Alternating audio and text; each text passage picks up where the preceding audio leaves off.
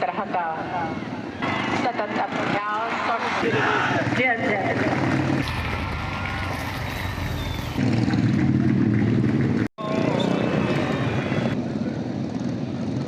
हैरतअंगेज कारनामों से सबसे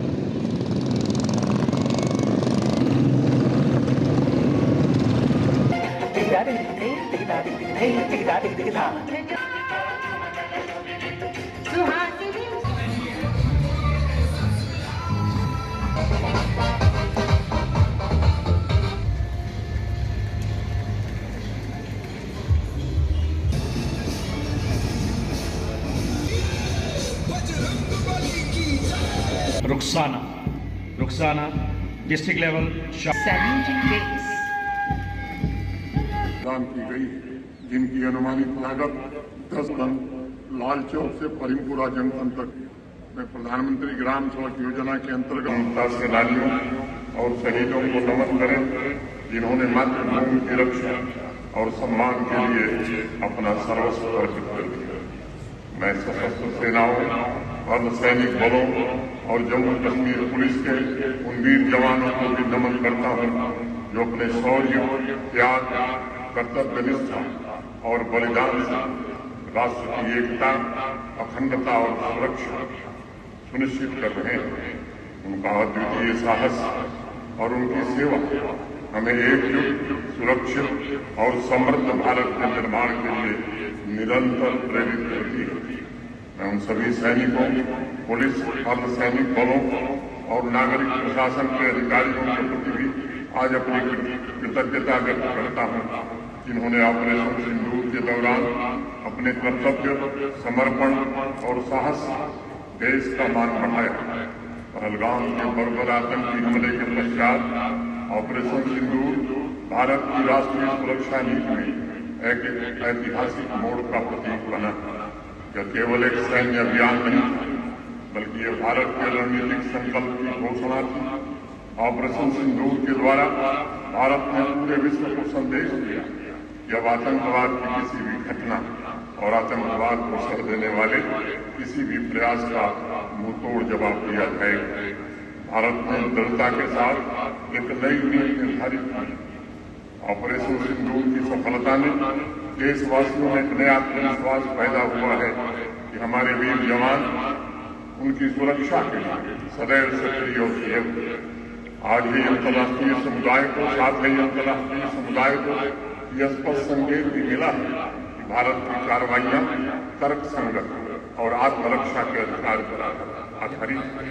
आतंकी तंत्र कश्मीर जैसे केंद्र शासित प्रदेश के आर्थिक विकास को मजबूत गति भी मिलेगी। उच्च, रावी, चिनाब, झेलम और अन्य नदियों के जल से शीघ्र इसके सकारात्मक लाभ हमें दिखाई पड़ेंगे। चिनाब नदी पर 260 मेगावाट की बृहस्पति से 2 जल विद्युत परियोजना को दिसंबर में भारत की सरकार ने मंजूर किया, जिससे हमारी क्षेत्रीय बिजली की आपूर्ति मजबूत होगी। मैं पहलगाम आतंकी हमले में शहीद सभी नागरिकों को भी श्रद्धांजलि अर्पित करना चाहता हूं और उनके परिजनों के प्रति गहरी संवेदना की प्रतिबद्धता को पुनः दोहराता हूं। मैं army, CRPF, Jammu Kashmir police के उन सभी बहादुर जवानों का भी आज अभिनंदन करता हूं, जिन्होंने पहलगाम आतंकी हमले में शामिल 3 पाकिस्तानी आतंकवादियों को ऑपरेशन महादेव के दौरान मौत के घाट उतार कर हमारी माताओं, बहनों को सिंदूर का बदला लिया। पिछले वर्ष अक्टूबर-नवंबर में देशव्यापी आतंकी नेटवर्क को उजागर करने और समय रहते अनेक आतंकी घटनाओं को रोकने के लिए भी मैं जम्मू कश्मीर पुलिस की विशेष रूप से सराहना करना चाहता हूँ। भारत के असली नायक हैं और मुझे इन पर गर्व है। मैं अपनी पूरी निष्ठा और अपनी पूरी कृतज्ञता के साथ जम्मू कश्मीर पुलिस, अर्धसैनिक बलों तथा सेना के शहीदों को भी श्रद्धांजलि अर्पित करता हूँ।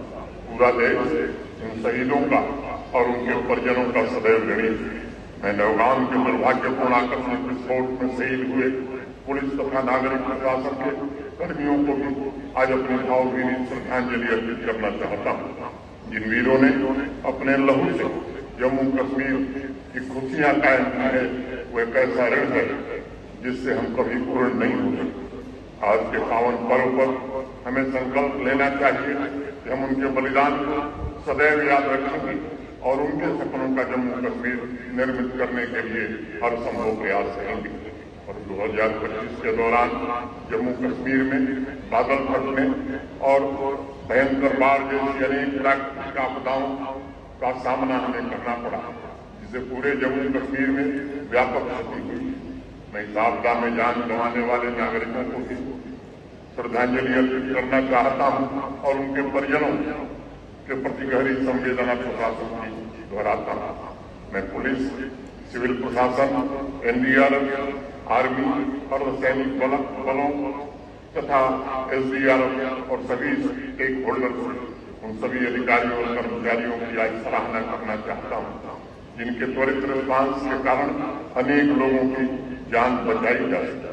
प्रशासन ने आपदा से प्रभावित परिवारों को शीघ्र राहत पहुंचाने में बिना देरी किए पूरी संवेदनशीलता के साथ काम किया।